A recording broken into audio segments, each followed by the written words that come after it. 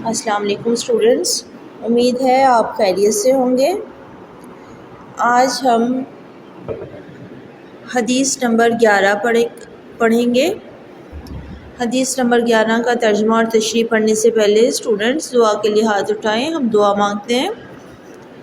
بسم اللہ الرحمن الرحیم، صلی اللہ علی حبیبہ محمد وآلہ وصحبہ وسلم۔ رب اشرح لی صدری ویسر لی امری واحلل عقدۃ من لسانی یفقہوا قولی۔ رب یسر ولا تعسر، رب زدنی علما یا فتاح وتمم بالخیر وبک نستعین۔ اللہم افتح علینا حکمتک وانشر علینا رحمتک یا ذا الجلال والاکرام، آمین۔ صلی اللہ علی حبیبہ محمد وآلہ وصحبہ وسلم۔ اسٹوڈنٹس، آج ہم حدیث نمبر 11 پڑھنے لگے ہیں۔ پہلے لفظی ترجمہ پڑھتے ہیں۔ الصلاۃ نماز، عماد ستون، دین دین سے بڑا دین اسلام، عماد الدین دین کا ستون، واو کا مطلب اور، من کا مطلب جس نے، اقامہا اسے قائم کیا، فقط پس تحقیق، اقامہ اس نے قائم کیا، الدین دین کو، ومن اور جس نے، ہدمہا اسے ڈھایا، فقط پس تحقیق، ہدم الدین دین کو ڈھایا۔ الصلاۃ عماد الدین نماز دین کا ستون ہے، ومن اقامہا جس نے اسے قائم کیا، فقد اقام الدین اس نے گویا دین کو قائم کیا، ومن ہدمہا اور جس نے اسے ڈھایا، فقد ہدم الدین اس نے گویا دین کو ڈھایا۔ نماز دین کا ستون ہے، جس نے اسے قائم کیا اس نے گویا دین کو قائم کیا، اور جس نے اسے ڈھایا اس نے گویا دین کو ڈھا دیا۔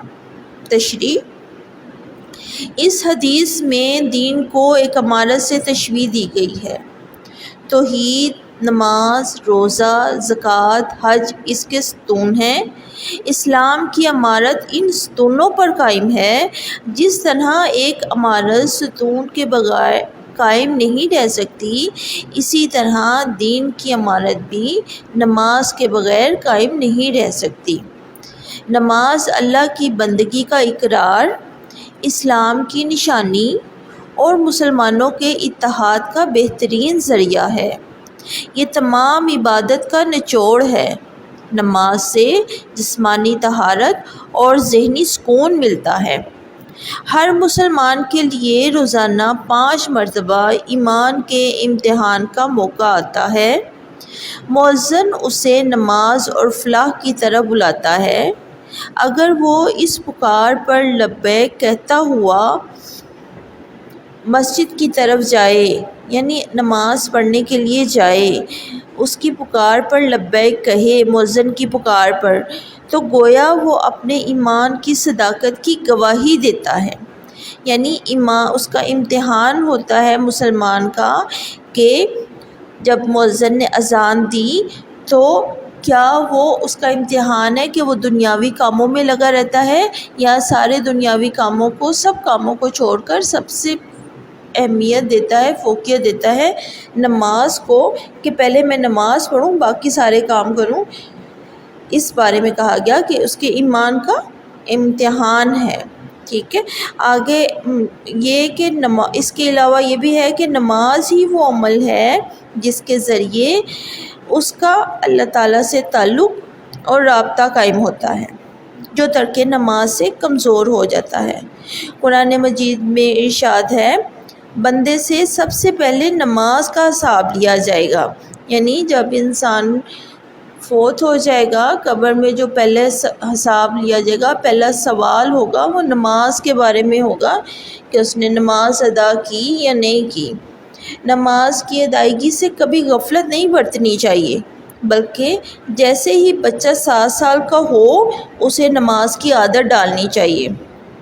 نماز بے حیائی اور برے کاموں سے روکتی ہے، عاجزی اور انکساری پیدا کرتی ہے۔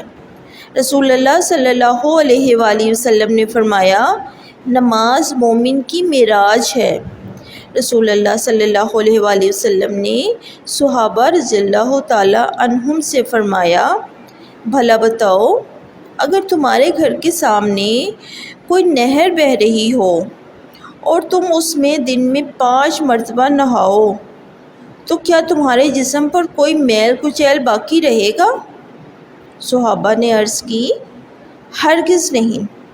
آپ صلی اللہ علیہ وآلہ وسلم نے فرمایا، یہی حال نماز کا ہے۔ یعنی نماز پڑھنے سے انسان کے گناہ جو ہیں وہ معاف ہوتے ہیں، اور اللہ تعالیٰ کے حضور جب انسان نماز پڑھتا ہے، عاجزی انکساری سے کھڑا ہوتا ہے، سجدہ ریز ہوتا ہے، تو اللہ تعالیٰ کو اس کا یہ عمل بہت پسند آتا ہے، اور اللہ تعالیٰ اس بندے کے گناہ معاف کرتا ہے اور اس کی دعائیں قبول کرتا ہے۔ اسٹوڈنٹس، امید ہے آپ کو اس سبق کی سمجھ حدیث کے ترجمے اور تشریح کی سمجھ آئی ہوگی۔